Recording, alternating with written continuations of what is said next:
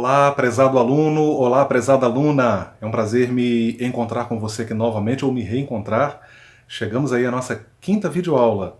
Olha, fica assim aquele aperto no coração, porque o assunto é sugestivo, as disciplinas que nós estamos estudando aqui em geral são muito interessantes, são assuntos fundamentais para quem está iniciando os seus estudos na teologia, para quem está começando a ler e estudar a Bíblia, e a gente fica com aquele gostinho de quero mais. Mas isso é bom, porque o Instituto vai lançar também o nível médio lá na frente, onde nós vamos poder aprofundar um pouco mais as questões, depois o nível avançado, e além de outros cursos que nós traremos a você aqui através do nosso site, através da nossa plataforma de estudos online.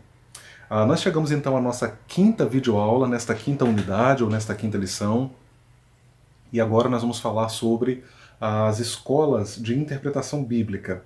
Nós chegamos agora no momento em que nós estamos dentro do campo de estudos da história da interpretação da Bíblia.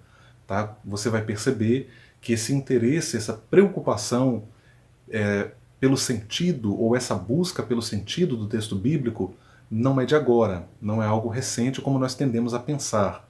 É bem verdade que nos últimos 2 séculos nós tivemos um avanço muito grande nas pesquisas nesta área, mas esse interesse ele é muito antigo. Ele já vem dos primórdios do cristianismo, e por que não dizer até mesmo de antes, né? Já que você vai perceber que essas escolas começam a surgir já bem recente, ali bem coladas no período apostólico, e no caso até em alguns momentos temos princípios interpretativos anteriores ao próprio Cristo, ou anteriores à própria era cristã, como assim tem sido chamado aí esses 2 últimos milênios. A nossa leitura bíblica, para iniciar aqui a nossa aula, está em 2 Timóteo capítulo 3, versículos 10 e 14. E lá nós podemos ler o seguinte: Tu, porém, tens observado a minha doutrina, procedimento, intenção, fé, longanimidade, amor, perseverança. Tu, porém, permanece naquilo que aprendeste, e de que foste inteirado, sabendo de quem o tens aprendido. Esse texto é muito interessante, não tem uma relação direta aqui com o conteúdo desta videoaula, mas só para deixar para você aqui uma nota de conhecimento. Já é sabido, né, de muitos de nós, que esta palavra quem, que em português é singular, é tradução de um termo grego que é plural. Em outras palavras, Paulo está dizendo que Timóteo havia aprendido de várias pessoas, né?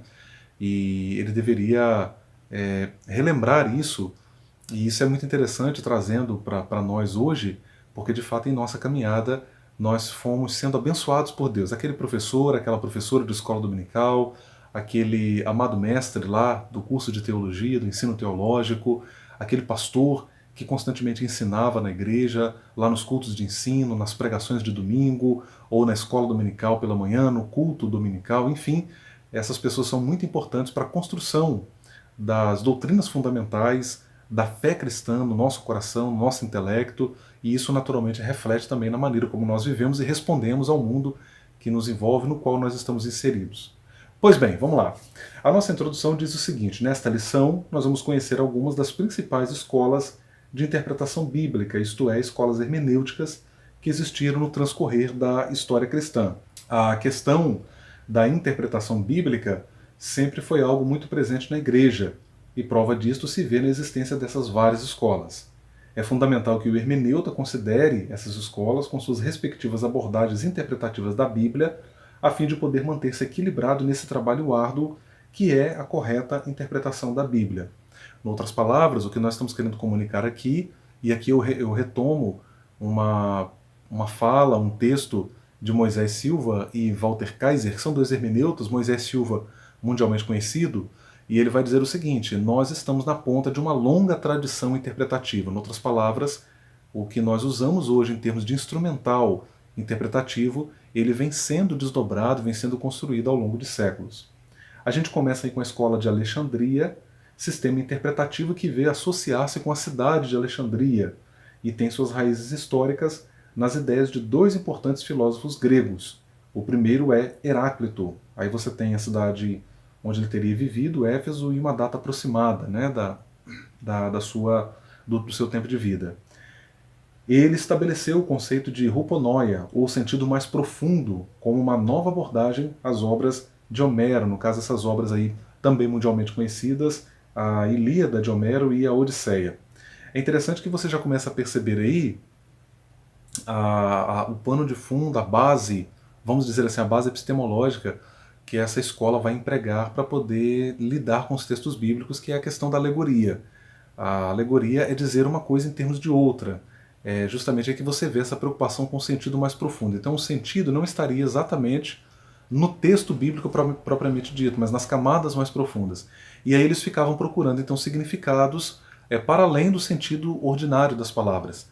É, Aí você fala bem assim, Rony, mas está errado, porque na Bíblia, a própria Bíblia, nós temos alegorias. A questão é que as alegorias que aparecem na Bíblia naturalmente, quando elas aparecem, a própria Bíblia deixa claro que são alegorias. Então você sabe que é uma alegoria. E não é bem assim que o método, a alegoria como método, funciona. Eu costumo dizer o seguinte, eu não tenho nenhum problema com as alegorias da Bíblia, né?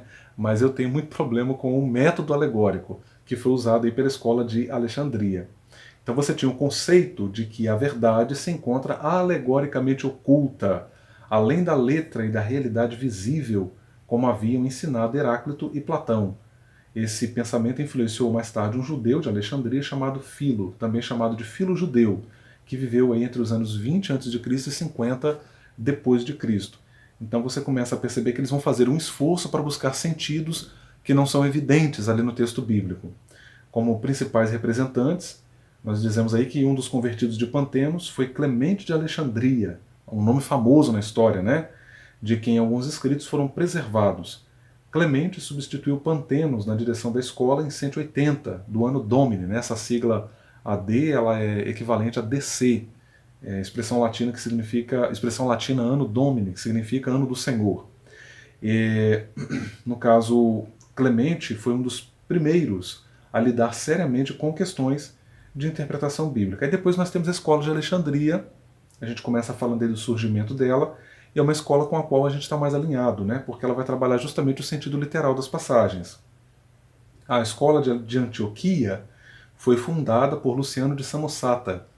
Ele viveu entre 240 e 312 da era cristã, teólogo cristão que deu origem a uma tradição de estudos bíblicos que ficou conhecida pela erudição e conhecimento das línguas originais. Olha aí a influência filológica no pensamento da escola. Atribui-se a Luciano, embora sem evidências concretas, uma recensão e uniformização dos textos gregos da sua época, dando origem ao texto bizantino ou sírio, que foi o texto grego do Novo Testamento adotado pela Igreja até meados do século passado. Luciano era um cristão de profundas convicções. Morreu martirizado por torturas e fome, por se negar a comer carne sacrificada aos deuses romanos. E é claro que aqui a gente não entra no mérito da vida espiritual desses homens, da sua devoção a Deus, do seu compromisso com Deus, por questões de interpretação por métodos que tenham sido adotados, né? Então, falando aqui do surgimento da escola de Antioquia, Luciano fundou em Antioquia da Síria uma escola de estudos bíblicos em oposição consciente ao método alegórico ligado a Alexandria, particularmente ao método de Orígenes. Essa escola tornou-se famosa por sua abordagem literal das escrituras. A escola de Antioquia, então, ela foi formada no início do século IV, embora já no século II houvesse em Antioquia estudiosos como Teófilo, com uma interpretação mais sóbria das escrituras. Então você percebe que a escola de Antioquia ela surge depois, um pouquinho da escola de Alexandria, de fato abertamente se opondo ao método alexandrino. Como principais representantes, nós temos aí ilustres defensores, entre os pais da igreja, inclusive, né? Deodoro de Tarso, Teodoro de Mopsuestia, João Crisóstomo, dentre outros. Princípios de interpretação. A gente pode resumir, então, os princípios lá da escola de Antioquia da seguinte maneira. Primeiro, sensibilidade e atenção ao sentido literal do texto. Era uma abordagem que poderia ser chamada de gramático-histórica. Claro que a gente tem que ter cuidado aqui para não sermos anacrônicos, né? A gente fala do método histórico-gramatical hoje como método da reforma protestante, mas até mesmo para se falar desse método tal como nós o conhecemos hoje em relação à reforma, a gente precisa ter cuidado também para não sermos anacrônicos, quanto mais em relação à escola de Antioquia, que está lá, bem lá no início da era cristã, né? É o que o próprio Nicodemos, de certo modo, ele reconhece. Esse termo, né, gramático-histórica, ele só aparece após a reforma, mas os princípios que caracterizavam esse tipo de interpretação já estavam presentes em Antioquia. Então você tem uma valorização do texto. Tá? Você tem o desenvolvimento do conceito de teoria, um termo que designava o estado mental dos profetas em que recebiam as visões em oposição à alegoria. Era uma intuição ou visão pela qual o profeta podia ver o futuro através das circunstâncias presentes. Depois da visão, era possível para ele descrever em seus escritos tanto o significado contemporâneo dos eventos, bem como seu cumprimento futuro. Então, na escatologia, a gente fala da lei da dupla referência, como também na hermenêutica. Então, olha que interessante, você já tem esse princípio lá na escola de Antioquia, o que é muito legal para a gente considerar. Aí, em 2.4 agora, princípios de interpretação. Veja que interessante, os membros da escola de Antioquia não negavam o caráter metafórico de passagens da Bíblia, né? Eles reconheciam que havia um sentido mais profundo, e você tem, por exemplo, Paulo em Gálatas 4, 21 a 31, fazendo uso de tipologia, né? Então, na verdade, ali é uma alegoria de fato. Então você tem o reconhecimento de que havia o emprego desse recurso. Entretanto, eles afirmavam a historicidade da narrativa veterotestamentária e procuravam em seguida descobrir o sentido teológico da mesma. Então, com base numa narrativa histórica, construía-se uma teologia. Era o entendimento da escola de Antioquia. Buscavam determinar então a intenção do autor, pela atenção cuidadosa ao sentido histórico das palavras em seu contexto original.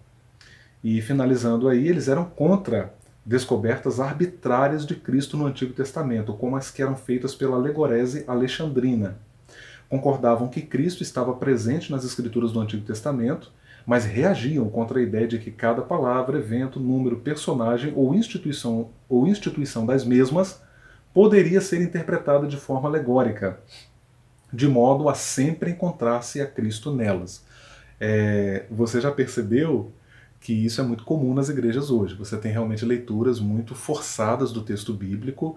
Eu, por exemplo, isso aqui é um posicionamento particular meu, eu me alinho muito aos pressupostos da escola de Antioquia, e eu tenho muita dificuldade para ver Cristo em Cantares. Aquilo ali, para mim, dizer que a proposta principal de Cantares, eu até admito isso dentro do campo da aplicação, mas dizer que a intenção original do autor era falar da relação de Cristo com a igreja, da relação de Deus com Israel, é vilipendiar o texto que está ali. Então eu acho que essa é uma abordagem reducionista do ponto de vista teológico e justamente considerando a questão gramatical.